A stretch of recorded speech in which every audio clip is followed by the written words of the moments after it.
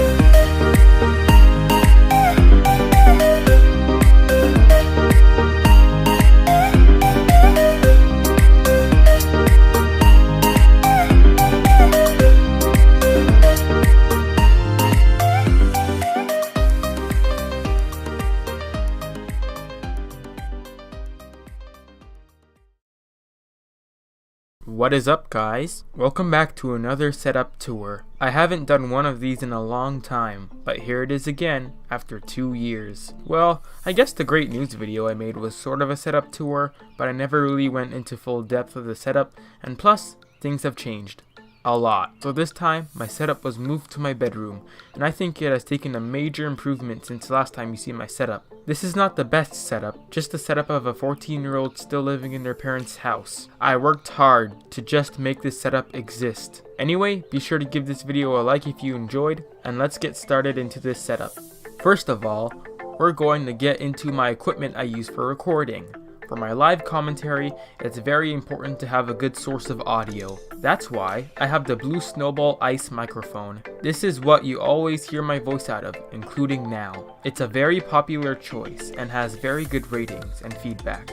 It's a USB microphone, so the quality isn't the best, but it'll do.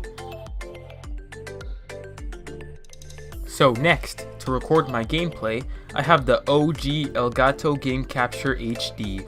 This capture card allows me to capture console footage in either 480p, 720p to 60 fps, and 1080p. I sadly cannot do 1080p to 60 fps because the later models such as the HD60 has that feature, but I am looking towards an upgrade. Speaking of consoles, let's go over that now. I have a total of 4 consoles: the original Xbox, Xbox 360, Xbox One, and the Wii U. I have all of these consoles in my setup currently. The original Xbox is connected to its own TV, while the rest shares a different TV. I barely touch these anymore unless it's for a video, because I prefer PC gaming now. Plus, I ran out of Xbox Live Gold, which is not good, since I have lots of Xbox consoles. Here, I have 2 drawers that keep my possessions in place. In the top drawer, I have most of my console games inside. On the bottom drawer, I have my controllers for my consoles that I store. They're literally right below me when I sit, so it makes for some really nice convenience. Now let's get to my source of Wi-Fi. Sadly, my setup is very far from Wi-Fi, which means little to absolutely no internet connection. Thankfully, I have a Wi-Fi extender. This extender works like a charm. It basically acts like if you were right next to the router. It's kind of like duplicating your router. That's how strong it is. Now, let's get to where the magic happens. My desk. On my desk, I have a RGB keyboard and mouse. These actually came with my PC, so they're not bad, considering that. I would like to eventually upgrade my keyboard though. The colors are just still, and it's definitely not even close to the best one out there. I also have a SteelSeries mousepad that I actually just obtained. This really helps keep my cursor stable, because when I use my mouse on just the desk, the cursor can act up sometimes. It's pretty big, if I do say so myself, but still, very smooth, and acts as a mouse pad should. Now let's move over to my 2 big screens, the center of all attention. For my first screen, it's actually displayed on a very small 1080p 60Hz TV. That's right, this is not a monitor, but a very small TV. Sadly, some of the image is cropped out due to a thing called overscan on TVs, but it's not too much of a big deal. This screen is used for my PC, Xbox One, Xbox 360, and Wii U, so it's very crucial in my setup. My screen to the left of the TV is actually from my laptop.